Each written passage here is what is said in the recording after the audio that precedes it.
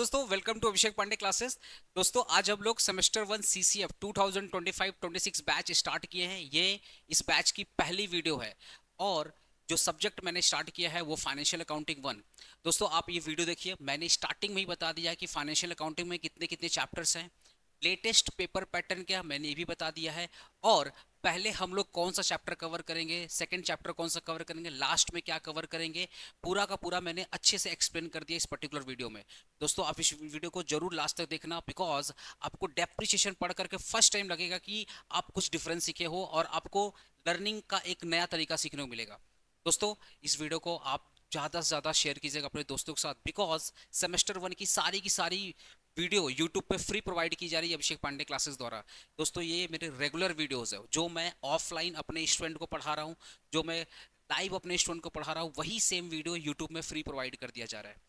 अगर स्टिल आप हमारे ऑफलाइन आके पढ़ना चाहते हैं या आप हमारे ऑनलाइन पढ़ना चाहते हैं, बिकॉज ऑफलाइन और लाइव का एक बेनिफिट क्या है कि आप हमसे रेगुलर इंटरेक्शन वगैरह कर सकते हैं, अपने डाउट्स को पूछ सकते हैं। ठीक है, रेगुलर मैं आपको मोटिवेट कर सकता हूँ, मेंटरशिप प्रोवाइड कर सकता हूँ। तो अगर आप जुड़ना चाहते हैं, ऑफलाइन बैच में जुड़ना चाहते हैं, सेंटर हमारा ग्रीश पार्क में है, तो दोस्तों आपको मिनिमम फीस आपका 2000 है, ये पूरे 6 मंथ की फीस है। अगर आप लाइव जुड़ना चाहते हैं कि लेट्स से ग्रीश पार्क आपके घर से बहुत दूर है, अगर आप लाइव जुड़ना चाहते हैं तो उसकी फीस 999 है, 1000 रुपीज़ फीस है, और ये पूरे 6 महीने की फीस है। तो 2000 ऑफलाइन की फीस है पूरे 6 मंथ की, 1000 रुपये जो फीस है वो लाइव की फीस है पूरे 6 मंथ की फ्री है। स्टिल अगर आप यूट्यूब पे देखना चाहते हैं तो रिकॉर्डिंग आपके लिए फ्री है, आप बिंदास देखिए, कोई दिक्कत वाली बात नहीं है। दोस्तों ये कोई डेमो वीडियो नहीं, मैं बार बार बोल रहा हूँ, अकाउंटेंसी की जितनी भी क्लासेस मैं अपने कोचिंग सेंटर में पढ़ाऊंगा, सारी की सारी क्लासेस यूट्यूब फ्री अपलोड कर दिया जाएगा प्लेलिस्ट के माध्यम से। इस पर्टिकुलर वीडियो में मैंने जो पीडीएफ शेयर किया है, जो जिस पीडीएफ से जिस प्लेलिस्ट से मैं पढ़ा रहा हूँ, वो सारी की सारी नोट्स अपने टेलीग्राम चैनल पर डाल दूंगा। डिस्क्रिप्शन के कमेंट बॉक्स में मैं टेलीग्राम चैनल को पिन कर दूंगा, डिस्क्रिप्शन में भी हमारा टेलीग्राम चैनल का, व्हाट्सएप चैनल का लिंक दिया हुआ। तो आप हमारे टेलीग्राम चैनल, व्हाट्सएप चैनल से भी जुड़ जाइए और यूट्यूब चैनल से भी जुड़ जाइए, और नोटिफिकेशन का आइकन बेल भी जरूर दबा देना, बिकॉज जैसे ही मैं वीडियो अपलोड करूंगा नोटिफिकेशन आप तक आ जाएगी। दोस्तों इस वीडियो को बहुत सारा प्यार दीजिएगा और वीडियो को लाइक करके अपना अटेंडेंस दे दीजिएगा, हाँ सर मैं ये वीडियो देख रहा हूँ, और अपने दोस्तों तक जरूर से जरूर शेयर करना। और जिस दिन कॉलेज में तुम्हारा एडमिशन हो जाए, कॉलेज का ग्रुप बन जाए, अपने ग्रुप में भी शेयर कर देना अगर कॉलेज अलाउ करता है तो दोस्तों इस वीडियो को एंजॉय करो। और एक एक कॉन्सेप्ट देखो, मैं 11 12 में तुम लोग डेप्रिसिएशन पढ़ा है, बट बिल्कुल भी ऐसा मत सोचना कि यहाँ पे तुमको कुछ भी एक्स्ट्रा समझ में नहीं आ रहा, एक्स्ट्रा कुछ भी एक्स्ट्रा सिखाया नहीं जा रहा, नहीं, बहुत सारी चीज़ें आपको एक्स्ट्रा सिखाया जाएगा। सो वीडियो को लास्ट तक जरूर देखिएगा। तो दोस्तों वीडियो को एंजॉय करो, लेट्स बिगिन। आओ सबसे पहले ना तुम्हारा सेमेस्टर 1 का सिलेबस क्या है वो डिस्कस कर लेते हैं। वैसे नो योर सिलेबस का ना एक डिटेल वीडियो आएगा, नो योर सिलेबस का डिटेल मतलब कितने सब्जेक्ट है, हर एक सब्जेक्ट में कितने चैप्टर्स हैं, पेपर पैटर्न क्या है, सब आएगा डिटेल, मतलब एक सेपरेट वीडियो आएगा। फिलहाल के लिए तुम्हारा आज एक चीज मैं एक्सप्लेन कर दे रहा हूँ, बिकॉज पहला क्लास है। क्या लिखा हुआ है? बीकॉम 4 ईयर कोर्स, पहले बीकॉम 3 ईयर्स का था, अभी कितना हो गया, 4 ईयर्स हो गया। तुम्हारा तुम्हारा जो सिलेबस का नाम है वो सीसीएफ है। क्या है? सीसीएफ। पुराना जो सिलेबस चल रहा था वो सीबीसीएस चल रहा था, तुम्हारा क्या चल रहा है? सीसीएफ चल रहा है। ठीक है, इसमें ना दो कॉन्सेप्ट आता है, एक होता है देखो नॉर्मली एक मेजर पेपर का कॉन्सेप्ट आता है, एक माइनर पेपर कॉन्सेप्ट आता है। ठीक है, तो अगर मैं अभी सेमेस्टर 1 की बात करूं, अगर मैं सेमेस्टर 1 जो जो मार्क कर रहा हूं बस उस पर फोकस करना, अगर मैं सेमेस्टर 1 की बात करूं तो तुम्हारा जो मेन पेपर है that is called major paper. जो तुम्हारा मेन पेपर है वो है फाइनेंशियल अकाउंटिंग 1। सर ये 1 क्यों बोला गया? क्योंकि अभी तुम्हारा 1 है, सेमेस्टर 4 में तुम्हारा 2 आ जाएगा। समझ गया ना? अभी क्या है, ये फाइनेंशियल अकाउंटिंग क्या है, 1 है। 1 का मतलब सेमेस्टर 1 में पहला अकाउंटेंसी, सेमेस्टर 4 में जाओगे तो दोबारा अकाउंट्स पढ़ना पड़ेगा, तो वो फाइनेंशियल अकाउंटिंग 2 हो जाएगा। फिलहाल ये क्या है, 1 है। ठीक है, अब इसमें देखना तुम्हारा माइनर पेपर में क्या क्या आता है। Principles and practice of management, तुम लोग अगर बंगाल बोर्ड से होगा तो बीएस स्टडी पढ़ा होगा ना, अगर तुम लोग आईएससी सीबीएसई से होगा तो कॉमर्स बोल कर से पढ़ा होगा, तो वही तुम्हारा यहाँ पर भी है, पढ़ा ना, प्लानिंग ऑर्गेनाइजिंग स्टाफिंग कंट्रोलिंग, वही सब यहाँ पर भी है। पीपीएम जिसको बोलते हैं, प्रिंसिपल मैनेजमेंट बोलते हैं। ठीक है, principles and practice of management, ये तुम्हारा माइनर पेपर हो गया। ठीक है, फिर तुम्हारा मल्टी डिसिप्लिनरी पेपर क्या हो गया, इसको आईडीसी या एमडीसी बोलते हैं, ये तुम्हारा माइक्रो इकोनॉमिक्स हो गया। क्या है? Micro economics. 11 में पढ़ा था ना, डिमांड सप्लाई प्रोडक्शन मार्केट, तुम लोग में नहीं था, कोई तुम्हारे में था? तुम्हारे में था क्रिश, ठीक है। तो वो इकोनॉमिक्स इधर पे भी आ गया। यहाँ पर भी वही है कि अपने पढ़ेंगे, डिमांड पढ़ेंगे, प्रोडक्शन पढ़ेंगे, सप्लाई पढ़ेंगे, रेवेन्यू पढ़ेंगे, परफेक्ट परफेक्ट मार्केट पढ़ेंगे, मोनोपोली और ओलिगोपोली, ये सब पढ़ेंगे। फिर पढ़ेंगे थ्योरी ऑफ कंज्यूमर बिहेवियर, पढ़ा था ना, यूटिलिटी वाला जो पढ़ा था तुम लोग, ठीक है। तो ये सब यहाँ पर भी पढ़ेंगे। इकोनॉमिक्स का सिलेबस बड़ा है, ठीक है। ये आपका इकोनॉमिक्स है। अब एक चीज, अभी अभी मैं 3 पेपर के बारे में डिस्कस कर रहा हूँ। जो पहला पेपर है फाइनेंशियल अकाउंटिंग 1 और जो प्रिंसिपल्स ऑफ मैनेजमेंट, इसका जो इंटरनल होगा, इसका जो इंटरनल होगा और इसका जो इंटरनल होगा वो साथ में होगा। मतलब इन तीनों का जो इंटरनल होगा वो क्या होगा, साथ में होगा। लेकिन जैसे ही इस इन तीनों का इंटरनल खत्म हुआ, उसके एक हफ्ते के बाद इकोनॉमिक्स का एग्जाम पहले हो जाएगा। क्या मैं बोलना चाहता हूँ, एकदम सिंपल कॉन्सेप्ट। मैं बता, इंटर मतलब जैसे तुम्हारा कॉलेज में एग्जाम होगा, ठीक है। अब सुनो ध्यान से। मान लेते हैं तुम्हारा सेमेस्टर 1 का फाइनल एग्जाम फरवरी में है। सेमेस्टर 1 का फाइनल एग्जाम कब है, फरवरी में। इकोनॉमिक्स जनवरी में ही हो जाएगा। एक मंथ, तुम्हारे फाइनल एग्जाम के एक मंथ पहले ही तुम्हारा इकोनॉमिक्स का एग्जाम हो जाएगा। तो सबसे पहले क्या तैयार करना है, इकोनॉमिक्स। और पता है पिछली बार क्या हुआ, इकोनॉमिक्स में मैक्सिमम स्टूडेंट फेल थे, क्योंकि सबको लग रहा बाद में होगा, क्योंकि सब लोग उतना कॉलेज जाता नहीं है, नोटिस वगैरह फॉलो नहीं करता। उनके चक्कर में था पढ़ लेंगे पढ़ लेंगे पढ़ लेंगे, अचानक से कॉलेज वाला बोलता आओ इंटरनल दो, और उसके एक हफ्ते बाद आके बोलता है एक्सटर्नल दो। तो तुम्हारा सारा एग्जाम होगा फरवरी में। फरवरी में होगा, एक एग्जाम्पल दे रहा हूँ। जैसे पिछली बार फरवरी में हुआ था, तो हम लोग भी मान के चल रहे हैं कि 2026 में कब होगा, फरवरी में होगा। वैसे जहां तक मुझे लग रहा है जनवरी में हो जाएगा। जहां तक मुझे लग रहा है कि जनवरी में ही हो जाएगा, न्यू ईयर का पहला मंथ में ही हो जाएगा, जहां तक मुझे लग रहा है। बट पिछली बार हुआ था, मतलब 2025 में हुआ था फरवरी में, तो मान के चल रहे हैं कि 2026 में भी कब होगा, फरवरी में होगा। लेकिन इको का एग्जाम तुम्हारा एक मंथ पहले ही हो जाएगा, जनवरी में हो जाएगा। इसका दोनों हो जाएगा, इंटरनल भी हो जाएगा और एक्सटर्नल भी हो जाएगा। और ये दोनों एग्जाम, इकोनॉमिक्स का दोनों एग्जाम तुम्हारे कॉलेज में होगा। बाकी एग्जाम कॉलेज के बाहर, जैसे सेंटर विंटर जाता है ना, वैसे बाकी एग्जाम कॉलेज के बाहर होगा। इको का एग्जाम तुम्हारे कॉलेज के अंदर होगा, इंटरनल होगा। इंटरनल के ठीक हफ्ता भर 10 दिन के बाद तुम्हारा इको का हो जाएगा फाइनल। तो अगर आपको प्रिपरेशन करना है तो इकोनॉमिक्स को अकाउंट्स के साथ रखना, क्योंकि ये दो सिलेबस बड़ा है। तो अकाउंटेंसी, हम लोग का स्टार्टिंग फोकस भी अकाउंटेंसी और इकोनॉमिक्स रहेगा, समझ रहे हैं। क्योंकि इकोनॉमिक्स अपने को एक मंथ पहले देना है, तो पहले प्रिपेयर करना है, पहला बात। और दूसरा बात का सिलेबस बड़ा है, तो अपने को और भी जल्दी करना। और इस बार पता है लिखने वाला है। जैसे पिछली बार जो सीबीसीएस का सिलेबस था, ओल्ड सिलेबस था, उसमें इकोनॉमिक्स एमसीक्यू था। पर सीसीएफ में इकोनॉमिक्स लिखने को आएगा, मतलब सब्जेक्टिव है। जैसे तुम 11 12 में लिख करके आया है, ऐसे यहाँ पे तुमको लिख करके आना पड़ेगा, सब्जेक्टिव बड़ा बड़ा 5 5 नंबर का 10 10 नंबर का लिख के आना पड़ेगा, ठीक है। क्लियर है यहाँ तक, ओके। ये तुम्हारा इंग्लिश का है, एबिलिटी एनहांसमेंट, ईएसी बोलते हैं, एबिलिटी एनहांसमेंट कोर्स इंग्लिश का है, ठीक है। एक स्किल एनहांसमेंट कोर्स लोगों ने निकाला है एंटरप्रेन्योरशिप डेवलपमेंट के नाम पे, ठीक है।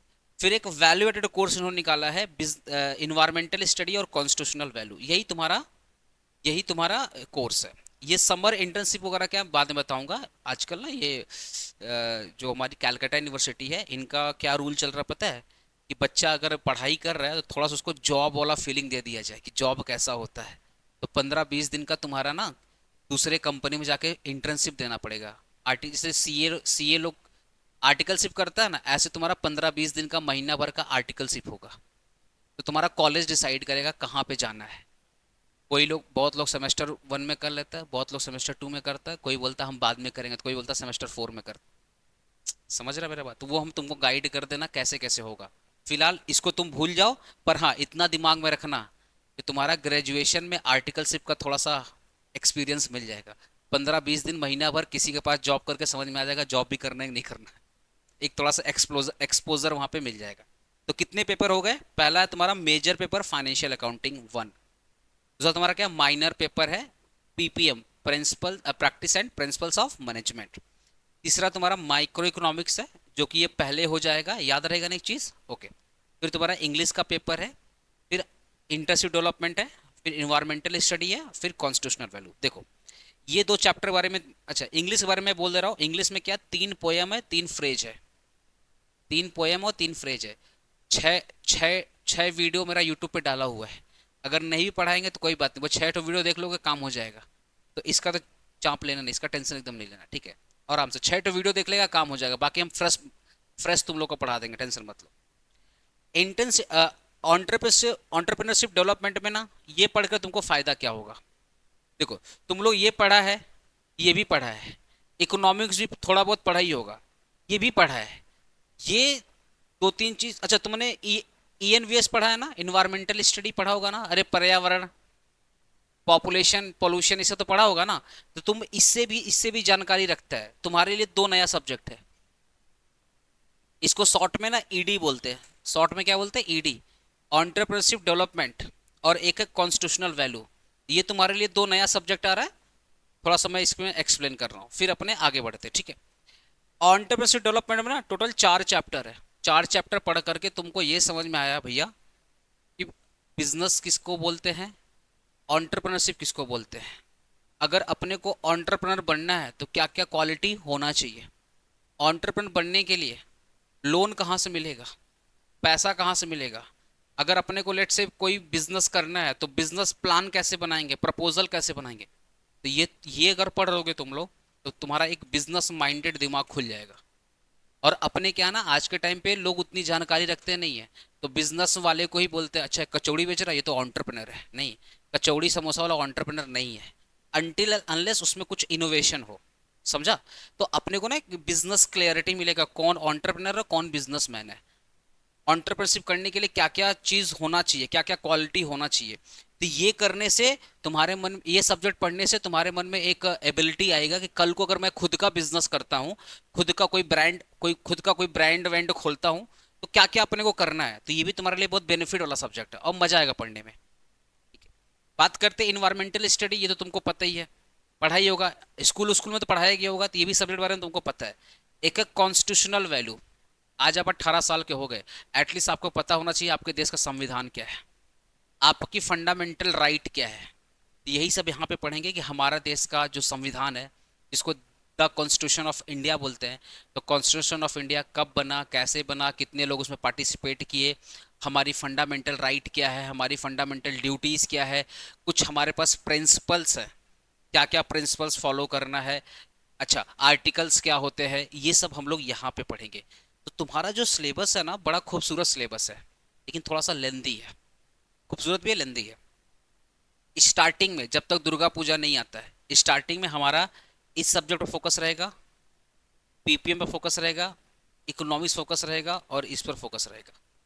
3 सब्जेक्ट का टेंशन तुम लोग कभी मत लेना, इंग्लिश और ये।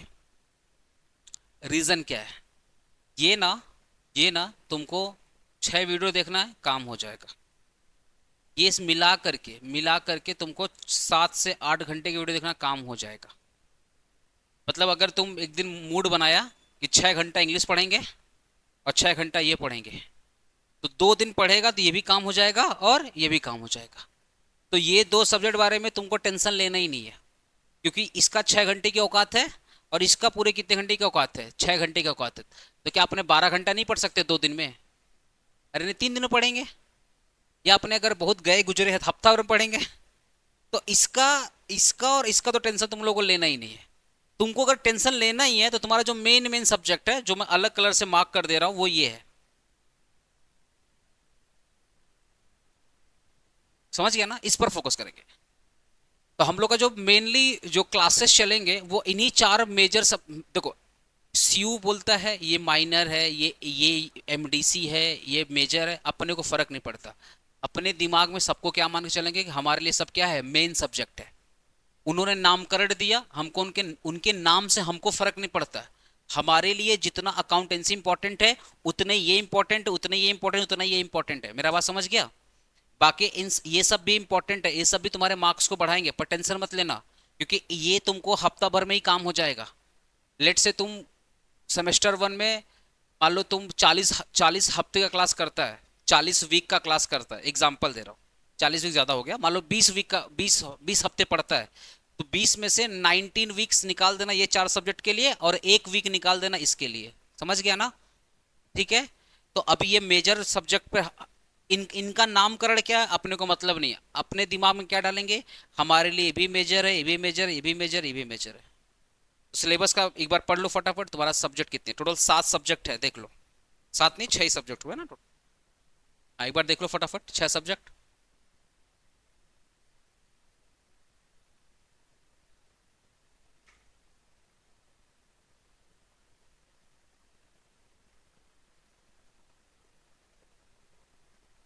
अभी अपने लोग अकाउंटेंसी चालू करते हैं, चलो कॉपी निकालो, थोड़ा अकाउंटेंसी का सिलेबस लिखवा देता हूँ। देखो, फाइनेंशियल अकाउंटिंग 1।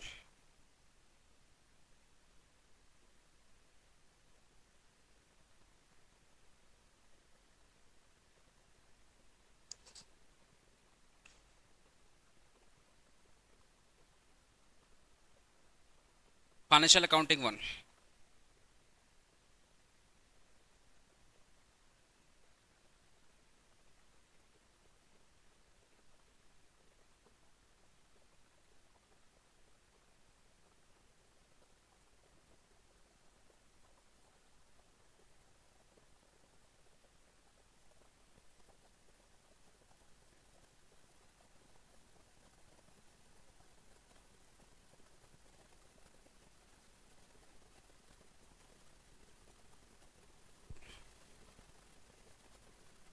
Number 1 chapters. अच्छा, यहाँ पे चैप्टर्स लिख लो, यहाँ पे मार्क्स लिख लो।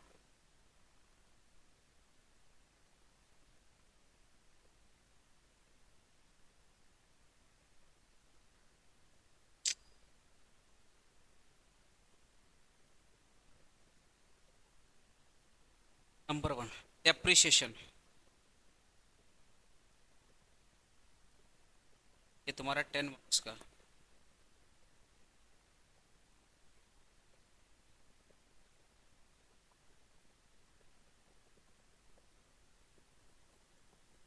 देखो पीवीडी पढ़ा है, प्रोविजन फॉर डाउटफुल डेप्ट, वो भी डालो, लिखो पीवीडी।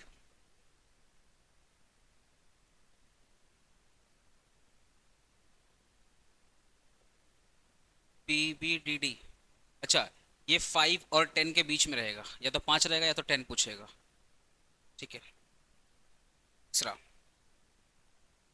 इन्वेंट्री, और एज पर AS2 के हिसाब से रहेगा। Inventory as per AS2। ये 10 नंबर का, 10 का भी हो सकता है, 5 का भी हो सकता है, मतलब ये लोग क्या कर सकते हैं ना, मतलब इन लोग का पेपर जो सेटिंग है, ये 5 का ही पूछ सकता है, 10 का ही पूछ सकता है, इन लोग पे डिपेंड करता है। नेक्स्ट लिखो, rectification of error. Of error,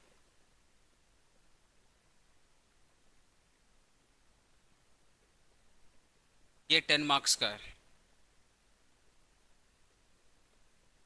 cash and accrual basis, normally 5 और 10 के बीच में पूछ सकता है, 5 और 10 के बीच में पूछ सकता है। ठीक है। ये लिखो अकाउंटिंग थ्योरी।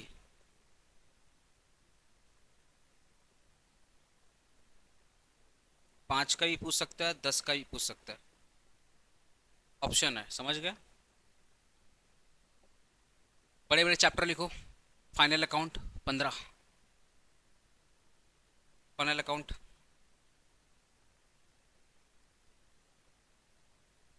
यहाँ पे लिख लेना कंपलसरी, यहाँ पे ऑप्शन नहीं मिलेगा। ये 15 मार्क्स का है, कंपलसरी है, इसके साथ कोई ऑप्शन नहीं रहेगा, करना है तो करना है, कोई ऑप्शन नहीं है, समझ गए। फिर लिखो आपको सिंगल एंट्री, इसका दूसरा नाम होता है इनकम्प्लीट रिकॉर्ड।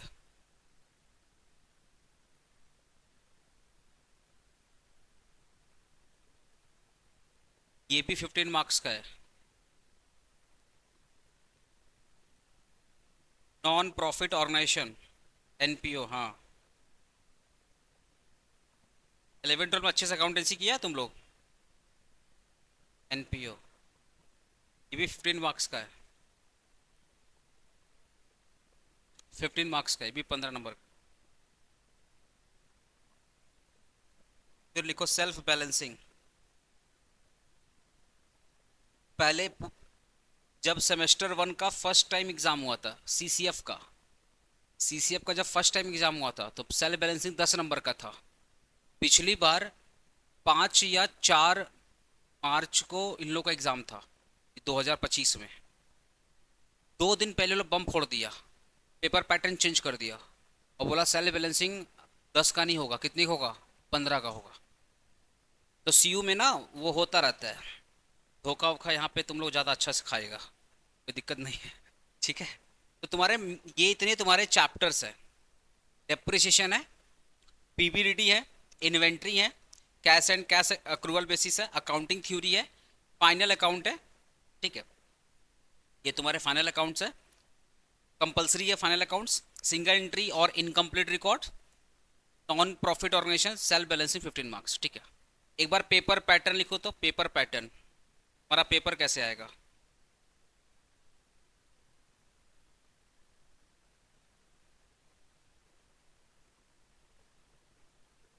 पेपर पैटर्न देखो, लिखो ग्रुप ए, 2 ग्रुप रहेगा, एक रहेगा ग्रुप ए और एक रहेगा तुम्हारा ग्रुप बी। ग्रुप बी में रहेगा 10 × 3, 10 × 3, 10 मार्क्स के लिख लो, 10 मार्क्स के 3 क्वेश्चंस, कितने हो गए, 30 मार्क्स। ठीक है, और ग्रुप बी में रहेगा 15 मार्क्स के 3 क्वेश्चन, कितने हो गए, 45 ना। अरे 45 मार्क्स हो गया, तो टोटल कितना हो गया, 75 मार्क्स। समझ गए, लिखो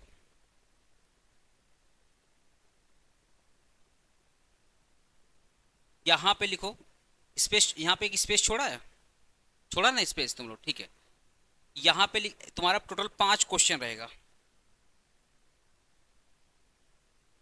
ग्रुप ए में 5 question given, 5 question is will be given रहेगा, 5 question will be given, will be given, 5 question will be given. अपने को अटेम्प्ट कितना करना है, 3 क्वेश्चन विल बी अटेम्प्ट, या अटेम्प्ट एनी 3, यहाँ लिख देना attempt any 3, attempt any 3 question. Group A में तुम्हारा टोटल 5 क्वेश्चन दिया रहेगा, 5 में से 3 अटेम्प्ट करना अपने को। ठीक है, ग्रुप ए की बात कर रहा हूँ, ग्रुप ए की। अगर मैं ग्रुप बी की बात करूं,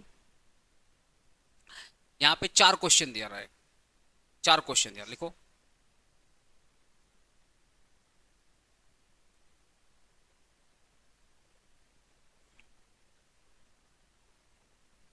एक मिनट रुक जाओ, थोड़ा सा मैसेज का रिप्लाई कर, एक मिनट रुक जाओ।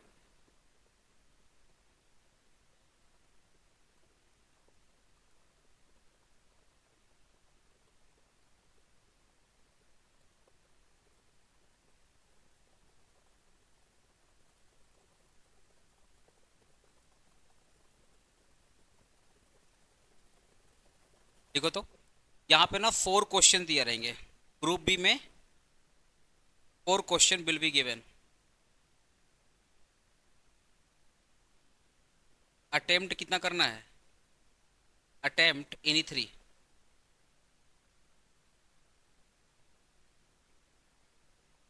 Any 3 question. समझ गए, लेकिन इसमें याद रखना जो 3 क्वेश्चन है इसमें फाइनल अकाउंट कंपल्सरी, यहाँ पे एरो बना के लिख लो, final account will be compulsory.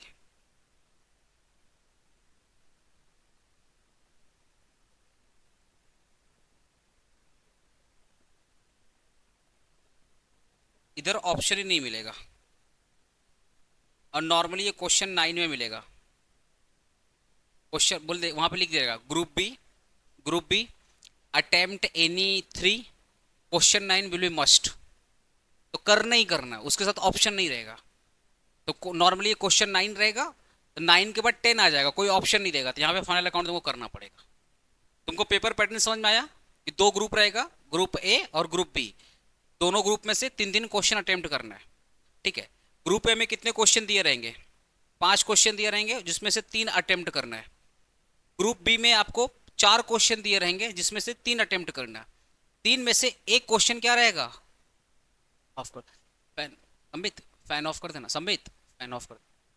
तो 4 क्वेश्चन में से 3 क्वेश्चन आपको, 3 कंपलसरी है, 3 में से एक तो आपको 100% क्योंकि यही करना पड़ेगा, उसके बाद कोई ऑप्शन नहीं है। बाकी 3 में से देखो ना, एक चला गया कंपलसरी, बाकी कितना बचा? 3। 3 में से कोई 2 करना पड़ेगा। ठीक है, हमारा सीक्वेंस क्या होगा पढ़ाई करने का, वो पहले आप देख लो कि हम लोग पहले कौन सा चैप्टर कवर करेंगे और बाद में कौन सा चैप्टर कवर करेंगे। और सेम चीज यूट्यूब पे भी सेम चीज आएगा। ठीक है, पहले क्या क्या चैप्टर कवर करें, अच्छा ये लिख लिया तुम लोग? पहले क्या क्या कवर करेंगे देखो, सबसे पहले हम लोग कवर करेंगे डेप्रिसिएशन। सीक्वेंस लिख लो ना, सीक्वेंस लिख लो, और यही सीक्वेंस से अपने लोग चलेंगे। अगर मैं भटक गया तो बोलना ज़्यादा बढ़ रहे हैं आप, ये वाला सीक्वेंस फॉलो करें। ठीक है, याद दिला देना। सबसे पहले ये फॉलो, सबसे पहले ये कंप्लीट करेंगे, उसके बाद फिर ये कंप्लीट, छोटा चैप्टर ना डेप्रिसिएशन पीवीडी, ये कंप्लीट। इसके बाद रेक्टिफिकेशन ऑफ एरर पे आ जाएंगे। मैं सोच रहा हूँ पहले ग्रुप ए कंप्लीट कर दे, ठीक है ना। ये 3 कंप्लीट करते ही इन्वेंट्री बाद में, टेंशन मत लेना क्योंकि ऑप्शन आ जाएगा इन्वेंट्री, उसमें से ऑप्शन रहेगा, समझा ना। तो पहले ये, फिर ये, फिर ये। Cash and accrual basis accounting theory inventory, इसका चाप मत लेना, ये इजी है। एक कहावत ना, ईटिंग, हाँ इन्वेंट्री वही तुम्हारा AS2 के हिसाब से लीफ ऑफ वाला है, और कॉस्ट बेसिस जो कंट्रोल करते वही वाला है। तो इस पे तुमको प्रेशर नहीं लेना, इस पर तुमको प्रेशर लेना, इस पर तुमको प्रेशर नहीं लेना। ये 3 चैप्टर तुम्हारा है नहीं। अपना क्या कि पहले जिस चैप्टर में टाइम ज़्यादा लगेगा पहले उस चैप्टर को कवर करना। जैसे फाइनल अकाउंट टाइम ज़्यादा लगेगा, ठीक है, सिंगल एंट्री टाइम ज़्यादा लगेगा, NPO में टाइम ज़्यादा लगेगा, तो जो चैप्टर में टाइम ज़्यादा लगेगा पहले आप उसको करो। रीज़न क्या है, आज अगर मैं थ्योरी पढ़ाऊंगा, सुबह सुबह में पढ़ाऊंगा, शाम तक तुम्हारे दिमाग में रहेगा, शाम तक तुम्हारे दिमाग में रहेगा। लेकिन अगर मैं फाइनल अकाउंट एक दिन में पढ़ाऊंगा तो तुम्हारे एक दिन में फाइनल अकाउंट नहीं होगा। मेरे को कम से कम फाइनल अकाउंट का 6 से 7 क्लास 10 क्लास देना पड़ेगा, तब जाकर के एक चैप्टर कंप्लीट होगा। तो जो चैप्टर में टाइम लगेगा उसको पहले ले लो, क्योंकि मेरे को अगर 10 क्लास लग रहा है तो तुमको भी तो टाइम लगेगा प्रैक्टिस करने में। अब पता चला तुम्हारा परसों एग्जाम है, मैं एक दिन पहले फाइनल अकाउंट पढ़ाना स्टार्ट किया, या एक दिन पहले मैंने फाइनल अकाउंट खत्म किया, तो प्रैक्टिस कब करेगा तुम? तो जिस चैप्टर में प्रैक्टिस लगेगा, जैसे डेप्रिसिएशन में प्रैक्टिस लगेगा, PVDD में प्रैक्टिस लगेगा, फाइनल अकाउंट, सिंगल एंट्री, ये जो 4 चैप्टर दिखा रहा हूँ लास्ट का ना, इसमें तुमको प्रैक्टिस लगेगा। इसमें तुमको प्रैक्टिस नहीं लगेगा, इसमें इसमें इसमें इसमें इसमें ज्यादा प्रैक्टिस नहीं लगेगा, लगेगा पर कंपैरेटिवली ज्यादा नहीं लगेगा। कम टाइम में तुम दिमाग में गेन कर लेगा, पर ये सब कम टाइम में नहीं हो पाएगा। इन सब में ना आपको पहले से ही प्रिपेयर करके रखना पड़ेगा। समझ गया मेरा बात? ओके, तो पहले डेप्रिसिएशन, फिर PVDD, उसके बाद रेक्टिफिकेशन ऑफ एरर, ठीक है। उसके बाद अपने फाइनल अकाउंट पढ़ा दूं या सिंगल एंट्री? फाइनल अकाउंट, चलो ठीक है, उसके बाद फाइनल अकाउंट करवा दूंगा। फिर तुम्हारा, फिर तुम्हारा सिंगल एंट्री, फिर तुम्हारा नॉन प्रॉफिट ऑर्गेनाइजेशन, और उसके बाद ये क्या होगा? Self balancing. ये 7 अपने को पहले टारगेट है। ये 7 टारगेट कंप्लीट करने के बाद फिर ये जो बचा कुचा है इन्वेंट्री फटाफट कंप्लीट, ठीक है। पहले डेप्रिसिएशन, उसके बाद PVDD, उसके बाद रेक्टिफिकेशन ऑफ एरर, उसके बाद फाइनल अकाउंट, फिर अपने क्या करेंगे? सिंगल एंट्री, फिर NPO, लास्ट में क्या करेंगे? Self balancing. अच्छा, यहाँ पे एक चीज देखना, ये तीनों में से ना कोई 2 ही करना रहेगा। ये देखो, ये जो 4 दिख रहे हैं ना, ये सब तुमको कहाँ मिलने वाला है? ग्रुप बी में मिलने वाला है। ग्रुप बी में ये कंपलसरी हो गया, ग्रुप बी में ये कंपलसरी हो गया, तो ये 3 है ना, ये 3 है, 3 में से कोई तुम 2 भी अगर अच्छे सीख लिया काम हो जाएगा। मेरे को तो क्या है, सब पढ़ाना है, तुम डिसीजन ले लेना तुमको कौन सा अच्छा लग रहा है, कौन सा नहीं अच्छा लग रहा है। लेकिन हमेशा एक चीज याद रखना ना, ऑप्शनल वाला पढ़ के जाना चाहिए। बेनिफिट क्या होता है, लेट से जो तुम पढ़ के गया वो नहीं आ रहा है तो ऑप्शन तो बचाएगा, तो अपने को तो ऑप्शन मिल जाएगा, बट अपने सब करके जाएंगे, ठीक है। तो डेप्रिसिएशन में स्टार्ट करूं, डेप्रिसिएशन स्टार्ट करूं, चलो। देखो डेप्रिसिएशन, हेडिंग डालो डेप्रिसिएशन। अच्छा, हम लोग का ना, हम लोग का जो ये नोट्स वगैरह है, ये जो नोट्स वगैरह है, सारा का सारा नोट्स हम लोग अपने टेलीग्राम चैनल और व्हाट्सएप चैनल पे डाल देंगे। तुम लोग को एक काम करना है, मेरा जो यूट्यूब का चैनल है उसको सब्सक्राइब करना है, टेलीग्राम व्हाट्सएप चैनल सब्सक्राइब करना है। सारा सारा नोट्स तुम्हारा ग्रुप में भी डाल दूंगा। जो पेड वाले हो तो ग्रुप में आराम से मिल जाएंगे, जो पेड में नहीं है वो टेलीग्राम चैनल पे जाएंगे, आराम से वहाँ से डाउनलोड कर। ठीक है, जैसे कुछ कुछ नोट्स ना मैं बना के लाऊंगा। देखो एक चीज़ में ऐसा करना, तुमको लग रहा है कि टाइम ज़्यादा है, पर टाइम ज़्यादा नहीं है। 1.5 महीना तुम पढ़ाई कर ही नहीं पाएगा। दुनिया कितना भी प्रेशर डाल देगी, जैसे दुर्गा पूजा आ गया, जैसे ही पंडाल का तुमको दिखेगा ना, और जैसे वो रविंद्र भारती गीत कान में सुनाना चालू हुआ, तुम्हारा मन ही नहीं करेगा पढ़ने का। 10-15 दिन तुम्हारा दुर्गा पूजा में हालत खराब हो जाएगा। उसके बाद दिवाली पूजा है, छठ पूजा है, फिर विश्वकर्मा पूजा है, गणेश पूजा है, ठीक है, रक्षाबंधन है। दिक्कत क्या है ना कि घर में पूजा पाठ भी बहुत ज़्यादा है, फिर तुम्हारा क्रिसमस भी आने वाला है। तो हाँ, तो ये भी तुम्हारे साथ चैलेंजेस है। तो अगर तुमको लग रहा है कि 5 महीना बाकी है, तो 5 में से 2 पहले मैनेज कर देना। तुम अगर चाहेगा भी कि तुम पढ़ सके, और वैसे भी तुम लोग भी बहुत छोटा है, तो तुम लोगों को और भी मन करेगा, नहीं यार पूजा घूमते यार, कॉलेज में मस्ती नहीं करें तो कब करेंगे। ये भी एक ठो दिमाग में है कि बहुत बंधन वाला लाइफ जी लिए, थोड़ा कॉलेज आ गया। अब कॉलेज में क्या है, स्कूल में क्या होता था, अपने लोग एक बार कॉलेज में जाते थे, स्कूल में जाते थे, गेट लॉक। अरे स्कूल में जाते थे तो क्या होता था, दरवानजी दरवानजी बोलते थे ना अपने लोग। दरवानजी क्या करते थे, गेट मेन गेट लॉक करते थे। फिर बंधन कब खुलता था, लंच में। जैसे मैं जिस स्कूल से पढ़ता था, हमको लंच में बाहर नहीं मिलता था, वही जो हॉल होता था, हॉल में बोला जो खाना पीना हॉल में करो। तो अपने वही 5 रुपये वाला पेस्ट्री वेस्ट्री खाते थे घूम घूम करके, इडली उटली, या मम्मी टिफिन है तो मम्मी का टिफिन खाते थे। ठीक है, कॉलेज में ऐसा नहीं है। कॉलेज में ऐसा नहीं है, कॉलेज में क्या होगा, तुम एंट्री किया, पहला क्लास किया, पहला क्लास लगा बहुत बकवास पढ़ाया, सेकंड क्लास करने का मन नहीं है, निकल जा घूमने। क्योंकि कॉलेज में ना हर एक क्लास में तुम्हारा अटेंडेंस होगा। जैसे हर एक क्लास में अटेंडेंस, अपने स्कूल में क्या होता था, पहला पीरियड में जो अटेंडेंस हुआ वही पूरे दिन भर का अटेंडेंस माना जाएगा। कॉलेज में ऐसा नहीं होता है। हर एवरी टाइम जो प्रोफेसर आएगा तुम्हारा अटेंडेंस लेगा। तो लेट से तुमने पहला क्लास किया, मजा नहीं आया, चला गया कैंटीन में, कैंटीन में बैठ के कैरम बोर्ड खेल रहा है, खाना खा रहा है, ये कर रहा है, वो कर रहा है, कॉलेज के बाहर के एरिया में घूम रहा है। उधर क्या फ्रीडम, कॉलेज में क्या था, फ्रीडम है, दोस्त यारी मिलता है। क्लास जो मैंने रिकॉर्ड नहीं किया, जो तुमको मैंने थोड़ा ज्ञानबाजी किया, जो रिकॉर्ड नहीं दिया, वहाँ पे भी यही सब मिलेंगे, जो तुमको बोलेंगे भाई ये कर ले वो कर लो। कुछ नहीं करना, अपना टाइम मस्ती कर। देखो जब भी मैं बोलूँ ना पढ़ाई करने के लिए, तो उसमें इनबिल्ट मस्ती छुपा है।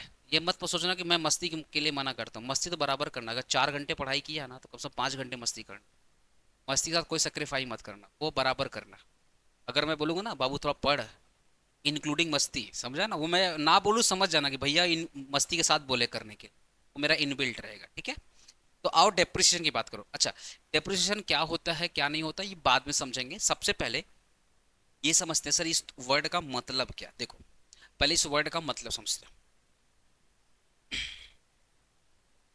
वर्ड क्या है, डेप्रिसिएशन।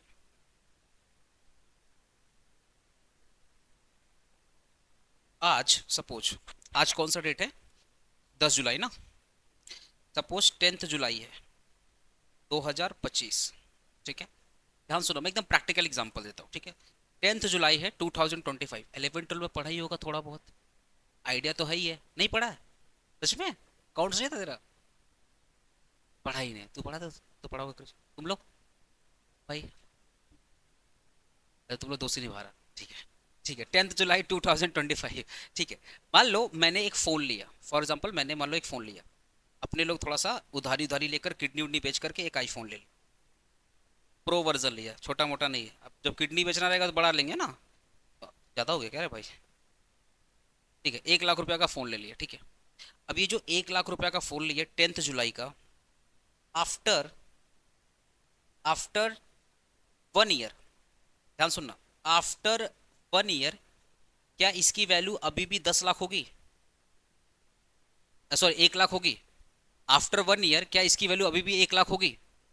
मैं प्रैक्टिकल पूछ रहा हूँ, मैं उतना भी ज्ञानबाजी नहीं कर रहा हूँ कि डेप्रिसिएशन ये होता है।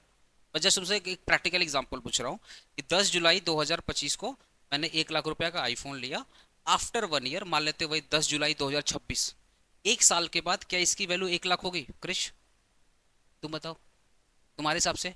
अच्छा तुम लोग नहीं पढ़ा है, फिर भी दिमाग तो काम कर रहा है ना कि एक साल तो, एक साल में वैल्यू घटेगा, क्यों घटेगा? नहीं वो उसका पीछे नहीं, और क्योंकि आप उसको यूज कर रहे हैं। अच्छा पहला दिन जैसा फोन होता है, चमचमाता फोन, अपने बार बार रुमाल से साफ करते थे कि फिंगरप्रिंट ना लग जाए, एक साल के बाद क्या सेम चीज रहता है? एक साल के बाद क्या सेम चीज रहता है? नहीं, थोड़ा वियर एंड टीयर होता है, वियर एंड टीयर होता है। ठीक है, हो सकता है किसी का गुड मॉर्निंग मैसेज नहीं आएगा तो गुस्सा में पटक भी दिया होगा एक दो बार, तो टूट भांग गया होगा। तो एक साल के बाद, एक साल के बाद उस फोन की जो वैल्यू है कम हो जाएगी। उसके पीछे दो चार रीजन। पहला वियर एंड टीयर, भाई आप उसको यूज कर रहे हो तो थोड़ा बहुत तो खराब हो रहा है। एक होता पासेस ऑफ टाइम, कि जैसे जैसे जैसे जैसे समय गुजरता चला जाएगा तो एसेट की डिमांड कम होगी, सॉफ्टवेयर का डिमांड कम होगा तो उसकी मार्केट वैल्यू कम हो जाएगी।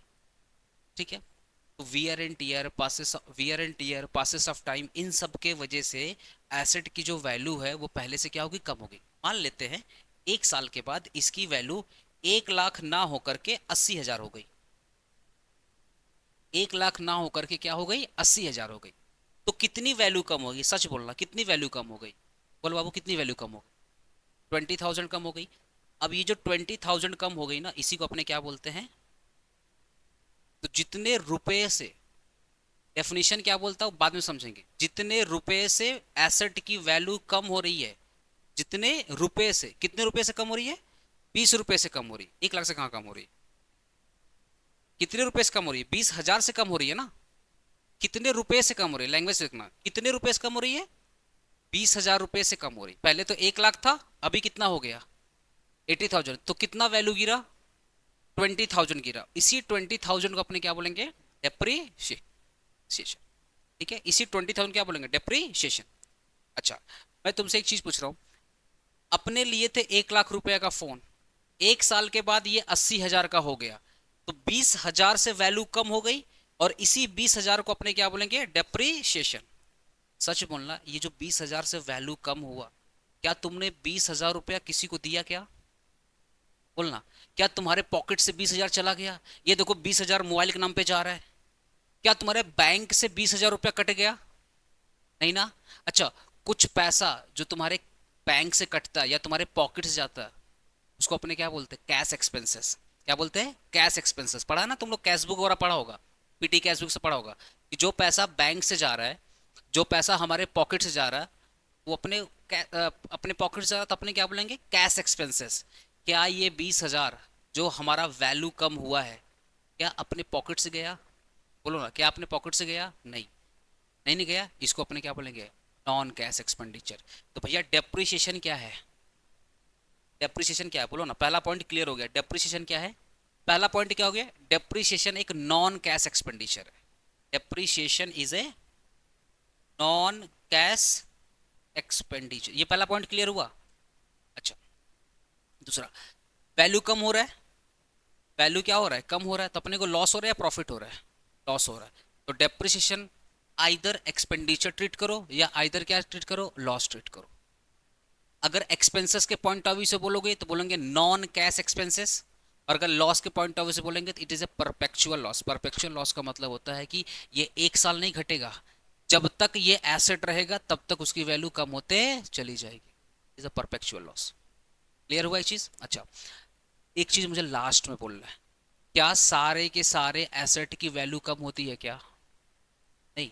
पता कौन सा एसेट की वैल्यू बढ़ती है? एंड चल, तुम लोग तो काफी पढ़ा लिखा, हमको बड़ा मजा आएगा तुम लोग को पढ़ाने में, क्योंकि तुम लोग तो पहले ही आंसर दे रहा। वाह, तुम लोग बोला कि सर ऑल द एसेट, तुम्हारे बस तुम्हारा, तुमने जो बोला मैं वही लिख रहा हूँ, कुछ गड़बड़ लिखो तो रोक देना मेरे को। All the asset, all the asset are depreciable, यही बोलना चाहता है ना? एक्सेप्ट, बोलो ना, किसका नाम लिया था तुम लोग? तुम ही लोग बोला ना कि सर सारे की सारी एसेट डेप्रिशिएट हो सकती है सिर्फ और सिर्फ लैंड को छोड़ करके, यही बोला क्रिश? अच्छा, अच्छा और बता इसके अलावा। हाँ, गोल्ड।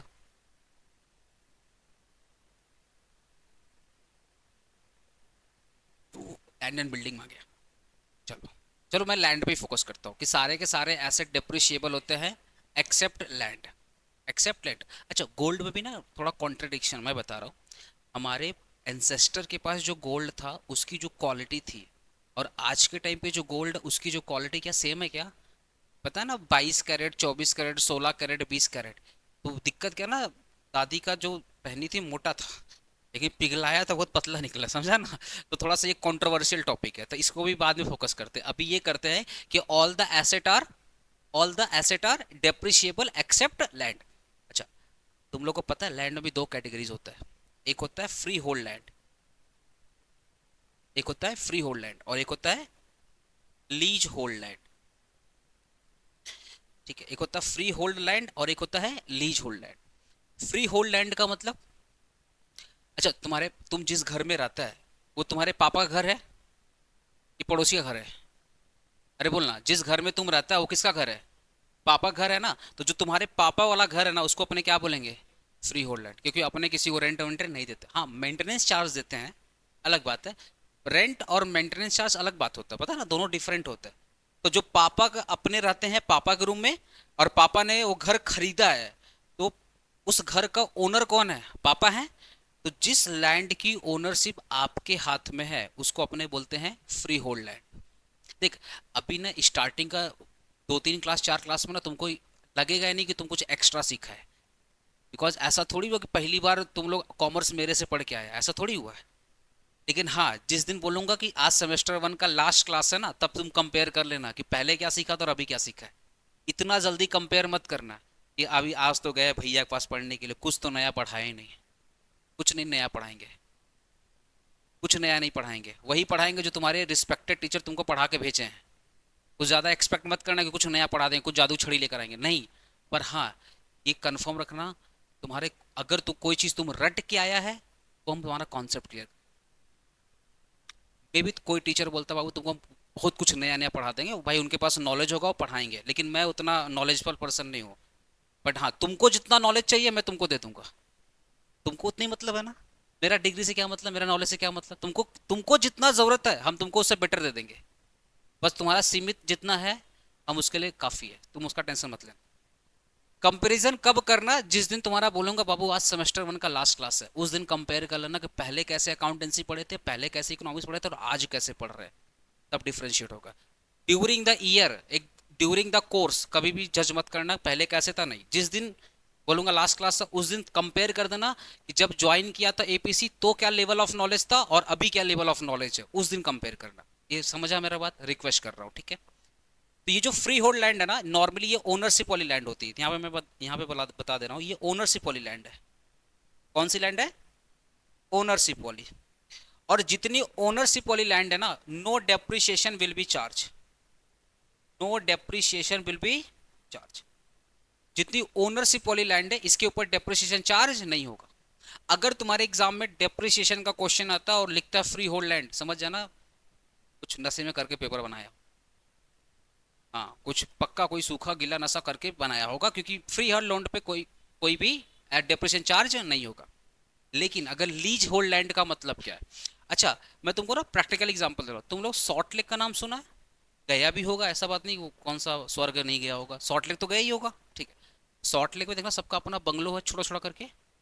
पूरी की पूरी जो सॉल्ट लेक एरिया है ना वो लीज पर है। 99 ईयर्स की लीज थी, अभी फिर रिन्यू करवा दिया गया उसको। अभी फिर वो रिन्यू हो गया 99 ईयर्स का, ठीक है। वो लीज पर। लीज का मतलब उसकी जो ओनरशिप है गवर्नमेंट के हाथ में है, लोगों ने उससे भाड़ा पे लिया है।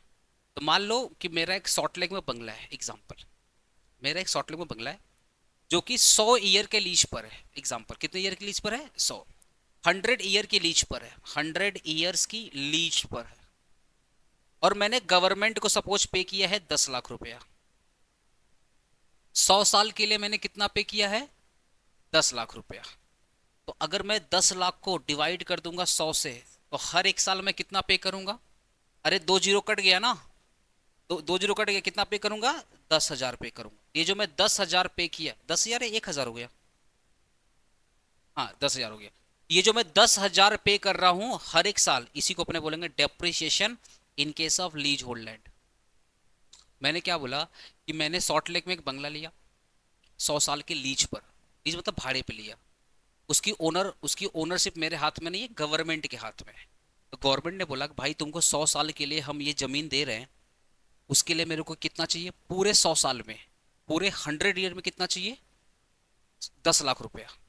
तो मैं क्या किया, 10 लाख को 100 साल से डिवाइड कर, तो हर एक साल मुझे कितना गवर्नमेंट को देना पड़ेगा, 10,000 देना पड़ेगा। तो जो मैं 10,000 हर एक साल दे रहा हूँ, यही मेरे लिए क्या हो गया, डेप्रीशिएशन। तो जितनी रेंटेड प्रॉपर्टी है, जो तुम रेंट पे कर रहे हो, वही तुम्हारा क्या होता है, डेप्रीशिएशन। ठीक है, एक एग्जांपल और सुन लो। तुम लोग सेक्टर 5 में गए हैं ना, सॉल्ट लेक में देखना, सेक्टर 5 में देखना, बड़ी बड़ी कंपनीज की ऑफिस है। जैसे नाम सुना, बिग 4, जैसे गोदरेज हो, गोदरेज मान लो बिग 4 में नहीं आता, कंस्ट्रक्शन ये सब में आ जाता है। जैसे पीडब्ल्यूसी हो गया, डेलोइट हो गया, है ना, केपीएमजी हो गया, इनकी बड़ी बड़ी ऑफिस है। इनकी ऑफिस में इंटर करेगा ना, लगेगा मॉल में आ गया, इतना भयंकर ऑफिस है, लोग बना के रखा है। गोदरेज वगैरह का ऑफिस जाएगा, बहुत भयंकर ऑफिस है इन लोग का, भयंकर ऑफिस है। इनके ऑफिस में ही पता चला पब चल रहा है, उसमें कोई पब वो भी चल रहा है, भयंकर इन लोग ऑफिस है। ये सारी की सारी ऑफिस खरीदी हुई नहीं है, सब लीज पर है। मान लो तुम लोग का आशीर्वाद से, तुम लोग बहुत मेरा प्रचार कर दिया, अभिषेक सर अच्छा पढ़ाते हैं, तो तुम्हारे मान लो आशीर्वाद से मैंने एक सॉल्ट लेक सेक्टर 5 में एक बड़ा सा ऑफिस खोल लिया। अब पता है वहाँ की प्रॉपर्टी का रेट बहुत भयंकर है, उतना तो मैं खरीद पाऊंगा नहीं। मैं सपोज लीज पे ले लिया, इस पे लिया, लीज पे लिया, तो मान लो मैंने 30 ईयर्स की लीज पे लिया। एग्जाम्पल सुना ध्यान से, 30 ईयर्स की लीज पे लिया सॉल्ट लेक सेक्टर 5 में। मैंने पेमेंट किया 30 ईयर्स के बदले 30 लाख रुपया। कितना पे किया, 30 लाख पे किया। तो हर एक साल मुझे कितना देना पड़ेगा, 30 लैक्स डिवाइडेड बाई 30, कितना देना पड़ेगा, 1 लाख रुपया हर एक साल देना पड़ेगा। मेरा डेप्रिसिएशन क्या माना जाएगा, 1 लाख रुपया। तो लीज होल्ड प्रॉपर्टी में जो तुम लीज अमाउंट दे रहे हो, जो तुम रेंट अमाउंट दे रहे हो, वही रेंटेड अमाउंट ही क्या होता है, डेप्रिसिएशन। तो अगर आपसे कोई बोले कि क्या सारी की सारी लैंड पर डेप्रिसिएशन होता है, बोला नहीं है। दो टाइप की लैंड होती है, एक होती है फ्री होल्ड लैंड और एक होती है लीज होल्ड लैंड। तो जो फ्री होल्ड लैंड होती है, जैसे मेरे पापा की प्रॉपर्टी है, मेरे पापा खुद के ओनर है, किसी को रेंट नहीं देते हैं, तो जब रेंट नहीं देते हैं तो डेप्रिसिएशन भी नहीं आएगा। लेकिन अगर मैं कोई प्रॉपर्टी लेता हूँ, रेंट पे लेता हूँ, और मुझे रेंट देना पड़ रहा है, तो जितना अमाउंट का रेंट दिया, जितना अमाउंट का रेंट दिया, वही अमाउंट मेरा क्या होगा, डेप्रिसिएशन। तो जितना अमाउंट का मैंने रेंट दिया, वही मेरा क्या होगा, डेप्रिसिएशन। बोलो क्लियर है। अभी मैं कुछ, ये समझ लिया ना तुम लोग, सब लिखा हुआ, टेंशन मत लो। ठीक है, मैं इसको हटा रहा हूँ। तो 3 बात क्लियर हुआ। पहला, डेप्रिसिएशन मेरा क्या है, एक नॉन कैश एक्सपेंडिचर। अब जैसे तुम लोग जो एसी देखा है ना, ये करीबन 1 साल से ज़्यादा मैं इसका यूज कर लिया। मैंने 80,000 में एसी लिया था। क्या अभी भी इसकी वैल्यू 80,000 है, नहीं। सपोज 60 हो गई, कितनी हो गई, 60। तो पूरे साल भर में इसका कॉस्ट कितना कम हुआ, 20। पर वो 20,000 मेरा पॉकेट से तो गया नहीं, ना मेरा पॉकेट से गया, ना मेरा बैंक से कटा, कहीं से कटा नहीं। तो अपने क्या बोलेंगे, ये मेरा क्या है, नॉन कैश एक्सपेंडिचर। जब भी मेरे बैंक से पैसा कटेगा, जब भी मेरे पॉकेट से पैसा जाएगा, बोलेंगे कैश। जब मेरे पॉकेट और बैंक से पैसा नहीं जा रहा है, तो क्या बोलेंगे, नॉन कैश। ठीक है, तो पहला है depreciation is a non cash. Normally depreciation ना एक परपेचुअल लॉस होता है। परपेचुअल लॉस में कॉन्ट्राडिक्शन क्या है बता रहा हूँ। जैसे जैसे तुम लोग जब इनकम टैक्स एक्ट पढ़ेगा, जब तुम लोग इनकम टैक्स एक्ट पढ़ेगा, तो इनकम टैक्स एक्ट में ना किसी किसी प्रॉपर्टी का रेट डिसाइड कर दिया गया कि आप इतना रेट ही इतना मतलब 20%, 10%, 30%, आप इसके हिसाब से डेप्रिसिएशन चार्ज करोगे। जैसे बुक, इनकम टैक्स एक्ट 1961 बोलता है कि जो हम लोग बुक रीड करते हैं, बुक में पहले साल डेप्रिसिएशन चार्ज होगा 40%। पहले चार्ज कितना चार्ज होगा, 40%। उसके बाद कितना चार्ज होगा, 40%। और 2.5 साल में तो खत्म। तो अब क्या चार्ज करोगे, अब तो कुछ भी चार्ज नहीं करोगे। तो ये लॉ बोलता है, ये लॉ बोलता है कहीं कहीं पे डेप्रिसिएशन का अमाउंट फिक्स है, कितना इतना परसेंट आप हर साल चार्ज करोगे। मान लेते हैं मैं अगर मैं एसी की बात करता हूँ, तो एसी का डेप्रिसिएशन मान लेते हैं 10% है। कितना परसेंट है, 10%।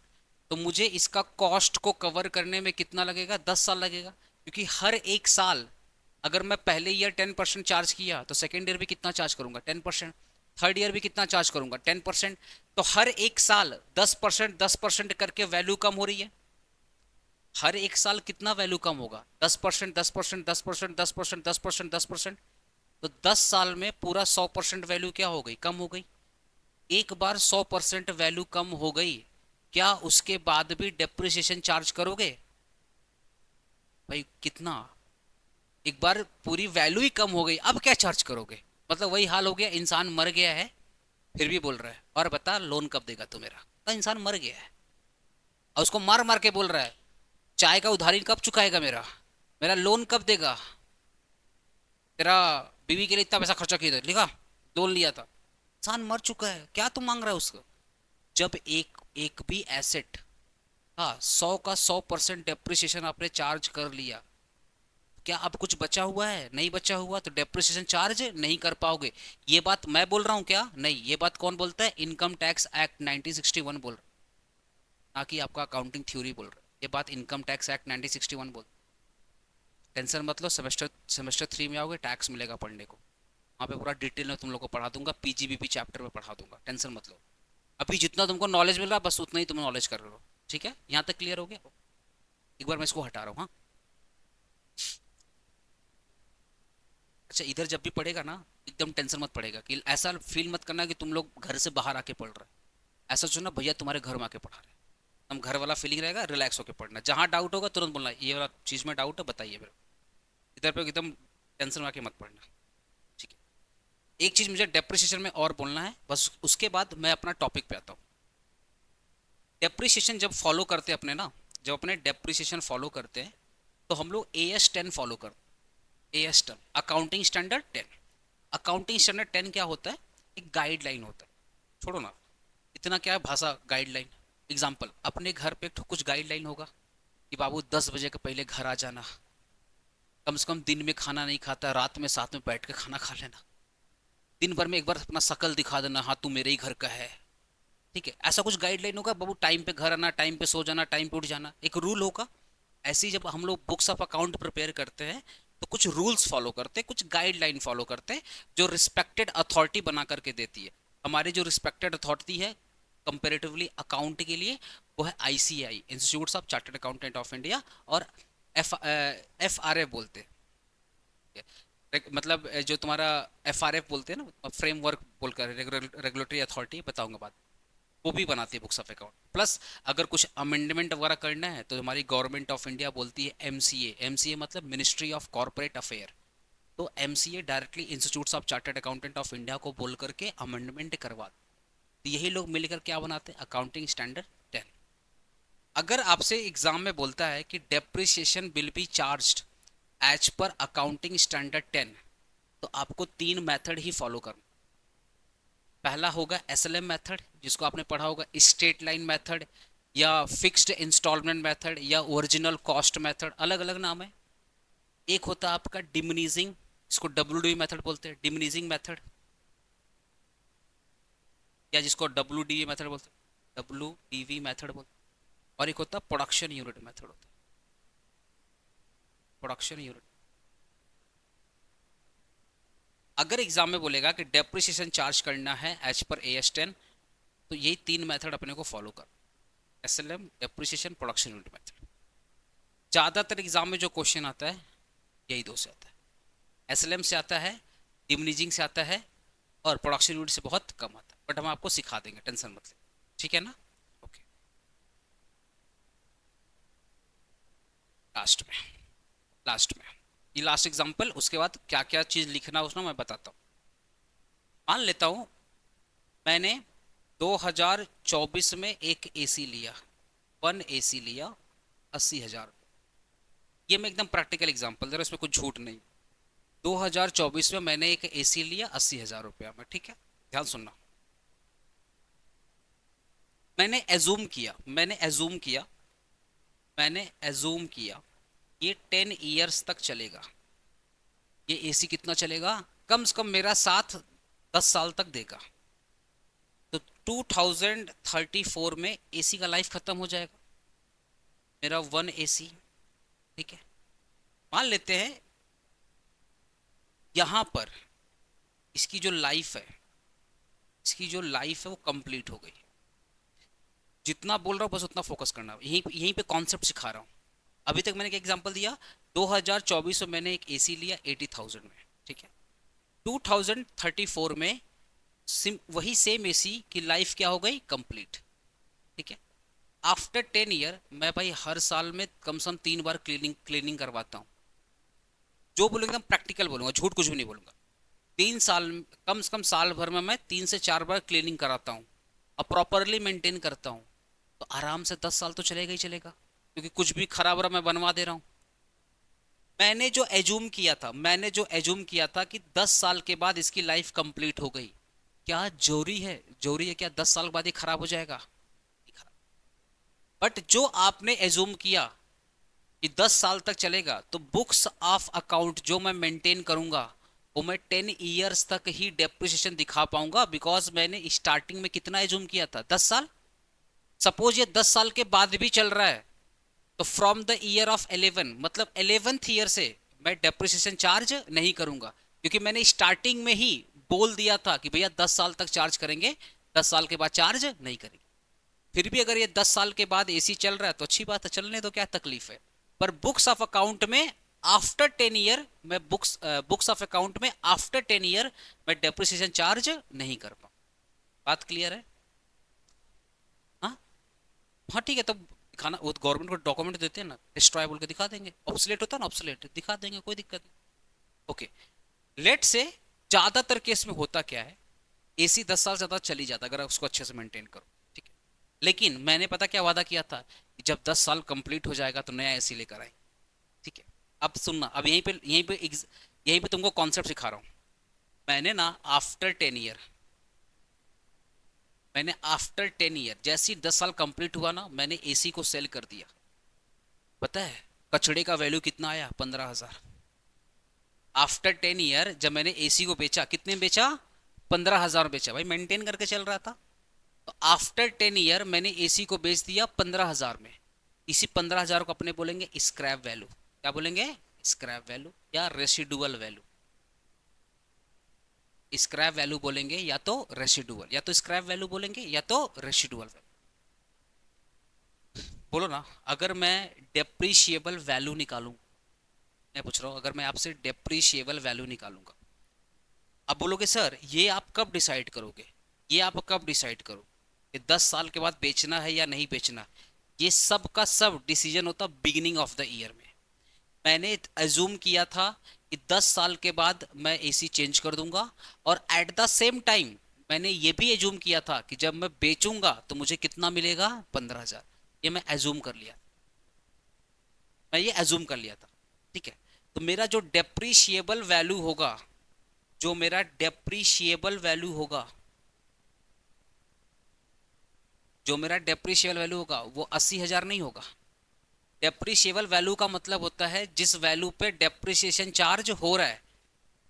क्योंकि मुझे बताओ, मैंने 80 का खरीदा था, बेच के कितना मिलेगा, 15 मिल जाएगा, तो मेरा डेप्रिसिएशन चार्ज किस पर होगा, 65 पे होगा। तो मेरा जो डेप्रिशिएबल वैल्यू, अगर मुझे डेप्रिशिएबल वैल्यू निकालना है, तो भैया 80,000 का खरीदे थे, 80,000 का खरीदे थे, जब बेचेंगे आफ्टर 10 ईयर, जब बेचेंगे तो कितना मिल जाएगा, 15,000 मिल जाएगा।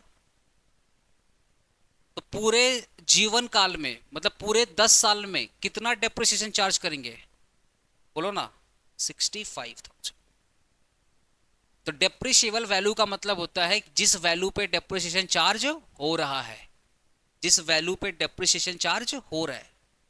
तो अगर आपने 80,000 का एसी लिया और आपने एज्यूम किया कि भैया 10 साल चलेगा, और आफ्टर 10th ईयर मैं इसको बेचूंगा तो 15,000 मिलेगा, होता ना कबाड़ी में बेच करके 15,000 मिलेगा, तो मेरा डेप्रिसिएशन 80 पे चार्ज नहीं होगा। पूरे टेंथ ईयर में जो डेप्रिसिएशन चार्ज होगा वो 65 पे होगा, बिकॉज 15 तो मिल ही गया भाई। अरे 15 तो पॉकेट में आ रहा है, जब बेचूंगा तो 15 तो पॉकेट में आ रहा है, और जो पॉकेट में आ रहा है वो डेप्रिसिएशन नहीं है। जो पॉकेट में आ गया वो डेप्रिसिएशन कहाँ है, वो तो कैश आ गया ना। और डेप्रिसिएशन क्या होता है, नॉन कैश होता है। और ये जो 15,000 मेरे बैंक में आएगा, मेरा पॉकेट में आएगा, ये तो कैश ट्रांजेक्शन है। समझ पा रहा है मेरी बात? तो 80 में 15 आ गया, तो 80 में 15 मेरा कैश ट्रांजैक्शन है, तो कितना बचा 65। और जो 65 मेरा क्या है, नॉन कैश एक्सपेंडिचर। और इसी नॉन कैश एक्सपेंडिचर को अपने क्या बोलते हैं, डेप्रिसिएशन बोलते हैं। तो अगर आपसे कोई बोले डेप्रिशिएबल वैल्यू का मतलब बताओ, दो आंसर देना पड़ता है। डेप्रिशिएबल वैल्यू का मतलब होता है जिस वैल्यू पे डेप्रिसिएशन चार्ज होता है। क्या मैंने बोला, जिस वैल्यू पे डेप्रिसिएशन चार्ज होता है, that is called depreciable value. फिर बोला इसका फॉर्मूला होता है original cost, original cost minus scrap value या रेसिडुअल वैल्यू। क्लियर हुआ। तीसरा ये बोल देना कि जो एस्टिमेटेड लाइफ होती है, जो स्क्रैप वैल्यू होती है, जो डिसीजंस लेते हैं कितना साल चलेगा, सब कुछ होता है बिगिनिंग ऑफ द ईयर। और एक बार अगर आपने 10 साल डिसाइड कर लिया तो बुक्स ऑफ अकाउंट में कितना साल दिखाओगे, 10 साल दिखाओगे, उससे साल आप नहीं सकते। इतना बात क्लियर तुम्हारा, ठीक है। एक बार क्या हुआ था ना, सीयू, हमारा जो सीयू कैलकाटा यूनिवर्सिटी, गेम कर दिया बच्चा लोगों के साथ। क्या गेम किया पता है, इन लोग गेम सुनना, दो तो ईयर डाल दिया, दो तो ईयर डाल दिया। पहला बोला एस्टिमेटेड या useful physical life,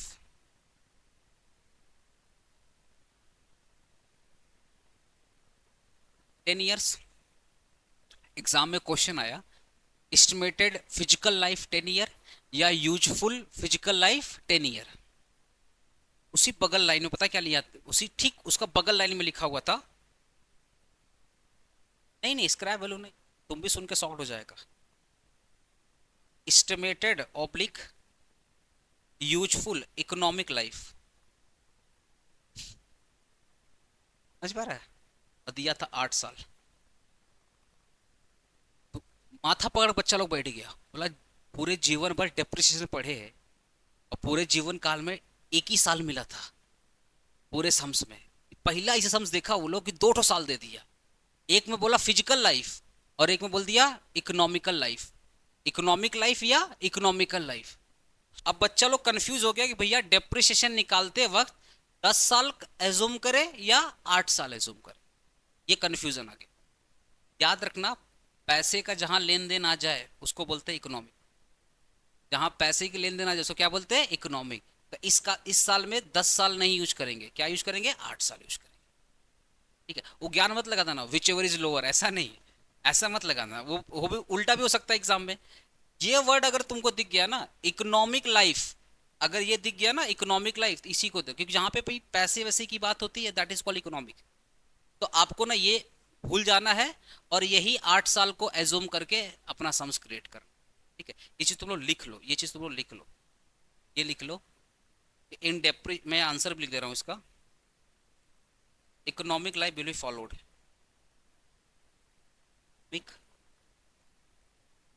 life will be in case of depreciation, in case of depreciation calculation, in case of depreciation calculation।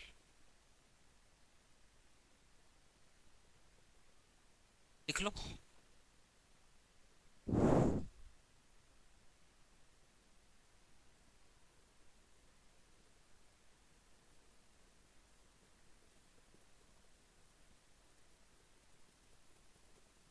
हटा दूं, लिख लो फटाफट।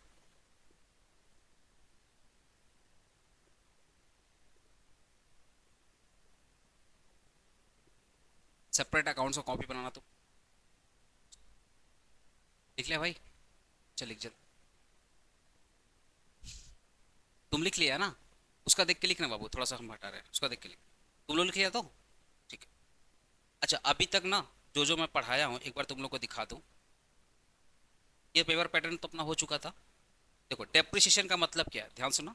Depreciation is charge on the depreciable asset. Depreciable asset का मतलब जिस एसेट पर depreciation charge होता है during the depreciable life. Depreciable life का मतलब होता है जैसे 7 साल 8 साल, जैसे अपने डिसाइड किया था ना कि भैया 10 साल चलेगा, तो जितने साल तक डेप्रिसिएशन चार्ज करोगे उसको बोलते हैं डेप्रिशिएबल लाइफ। मैंने क्या बोला, जितने साल तक डेप्रिसिएशन चार्ज करोगे उतने ईयर को अपने क्या बोलते हैं, depreciable life. On it's depreciable value. अच्छा, ओरिजिनल वैल्यू या डेप्रिशिएबल वैल्यू?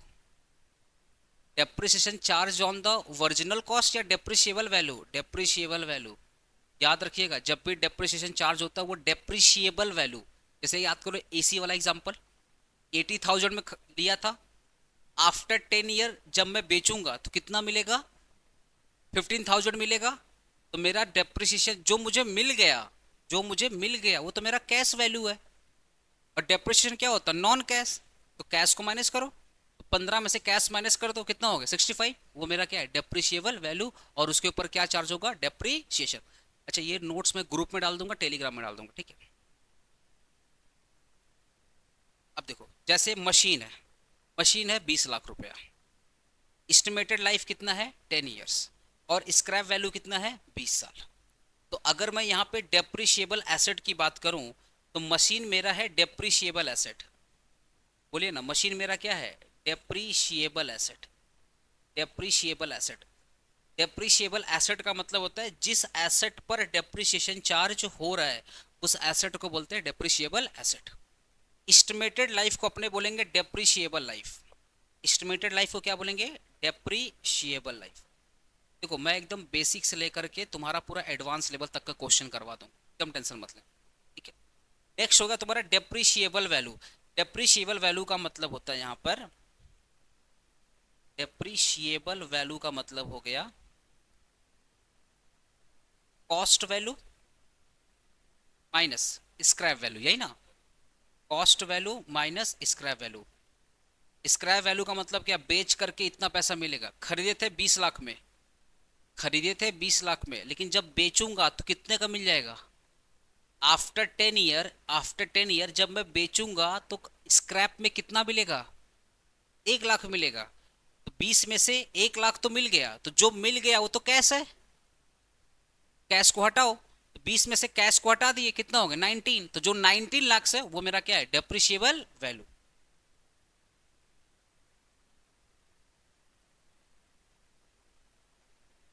एक बाबू, पढ़ाई ना बड़ा इंटरेस्टिंग है अगर समझ में आए तो। नहीं समझ में आएगा, डिलेमा है, बहुत परेशान करती। यहाँ तो कोई डाउट? एक बार डेफिनेशन पे आ जाओ। डेफिनेशन क्या बोला था? Depreciation is charge on the depreciable asset.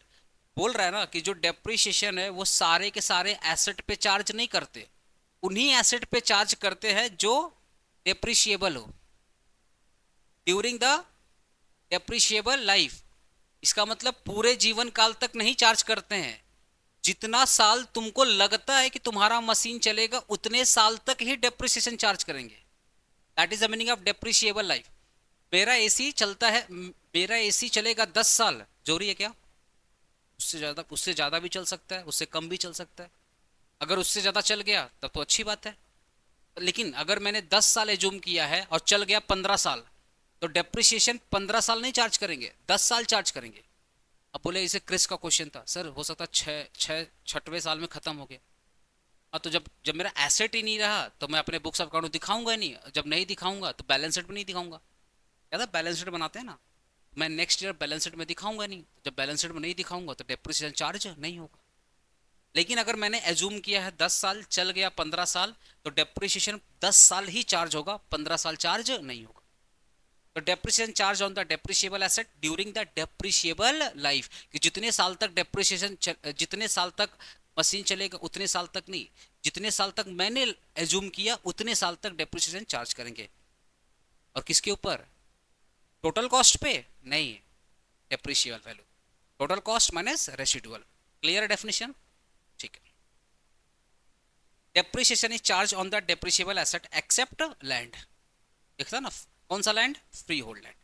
तब लैंड दो टाइप का, एक होता है फ्री होल्ड लैंड जिसके ऊपर डेप्रिसिएशन चार्ज नहीं है, और एक होता है लीज होल्ड लैंड जिसके ऊपर डेप्रिसिएशन चार्ज होता है। लीज होल्ड में वही है, जितना तुम्हारा लीज अमाउंट है वही तुम्हारा क्या है? डेप्रिसिएशन। अगर मैं example two methods of depreciation बोलूं तो नॉर्मली दो ही मेथड है, नॉर्मली जो एग्जाम में पूछता है। एक का नाम क्या है? स्ट्रेट लाइन मेथड, जिसको अपने एसएलएम बोलते हैं। एसएलएम का दो एक्स्ट्रा नाम है, ओरिजिनल कॉस्ट मेथड और फिक्स्ड इंस्टॉलमेंट मेथड। या तो एसएलएम बोल दे, या तो ओरिजिनल कॉस्ट मेथड बोल दे, या तो फिक्स्ड इंस्टॉलमेंट मेथड बोल। समझ गया ना मेरी बात?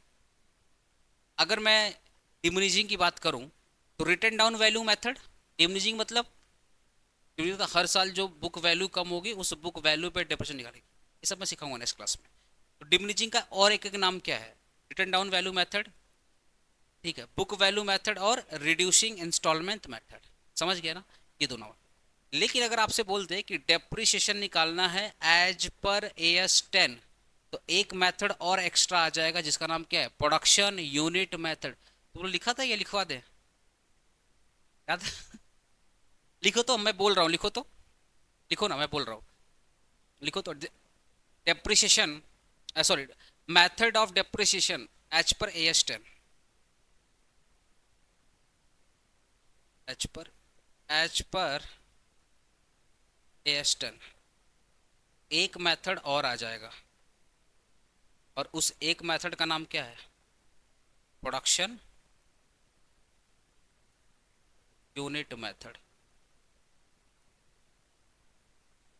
ये हो गया तीसरा, ये हो गया तीसरा method. Methods of depreciation as per AS10, तीन मेथड है, एक स्ट्रेट लाइन मेथड, एक है डिमिनिशिंग और एक है प्रोडक्शन यूनिट। ठीक है,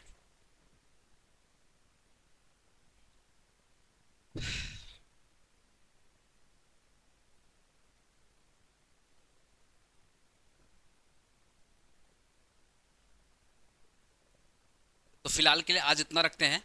अब नेक्स्ट क्लास में आओगे तुम लोग तो मैं आगे कंटिन्यू। ठीक है, अभी जैसे अभी क्या लॉन्च, कौन सा वीक है आज? ये फर्स्ट वीक है ना तुम लोग का चालू, तो फर्स्ट वीक में अल्टरनेट डे चलेंगे, एक दिन क्लास होगा एक दिन ये होगा। नेक्स्ट वीक से आप लोग को रूटीन मिल जाएगा, अपना रूटीन चालू कर। ठीक है, और आप लोग को जो बुक्स रहेगा, हम लोग जो चार बोले ना, चार मेन सब्जेक्ट है, अकाउंटेंसी, PPM, इकोनॉमिक्स और ED, चार बुक तुम लोग को मिल जाएगा। ठीक है, 2000 तुम लोग को ऑफलाइन फीस है। उसमें अगर बुक्स चाहिए तुम लोग को तो 500 बुक्स का कॉस्ट रहेगा। और बुक ना इस वजह से ऐसा बुक नहीं बनवा रहा, थोड़ा सा बढ़िया कलरफुल बुक वो पड़े तो 2500 रुपये तुम्हारा, वो 6 महीने का है पूरा, एक महीने का नहीं, पूरा 6 मंथ का। अगर पैसे का बहुत तकलीफ होगा तो इंस्टॉलमेंट में, अगर बहुत तकलीफ हो तो फिलहाल तुम लोग क्लासेस करो। ठीक है, अभी तुम लोग का जो नेक्स्ट क्लासेस होगा वो तुम्हारा, आज कौन सा दिन है? 3 दिन, थर्सडे है ना, सैटरडे नेक्स्ट क्लास तुम्हारा सैटरडे होगा। ठीक है, और आज तुम लोग ना बीच ग्रुप में ऐड कर देंगे, तुमको ग्रुप में मैसेज मिल जाएगा। ठीक है, तो आज के लिए बस इतना, मिलते हैं नेक्स्ट क्लास में, और नेक्स्ट क्लास में अपने यही चालू करेंगे, क्योंकि मैं सोच रहा हूँ डेप्रिसिएशन का एक दो दो ठो सम्स करवा दें, जिससे थोड़ा सा लगेगा हाँ कुछ पढ़े अकाउंटेंसी में। फिर उसके बाद अपने इकोनॉमिक्स चालू करेंगे, फिर PPM चालू करेंगे। और अभी मेरा लास्ट में ना यूट्यूब पे अभिषेक पांडे क्लासेस बोल के मेरा यूट्यूब चैनल है, उसको सब्सक्राइब कर लेना तुम। वहाँ पे नो योर सिलेबस का डिटेल आएगा। ठीक है, और जो भी मैं वीडियो वगैरह डालूंगा ना, थोड़ा सा अपना दोस्त यार को भी शेयर कर दे, उनको तभी पहुँच जाएगा। ठीक है बाबू।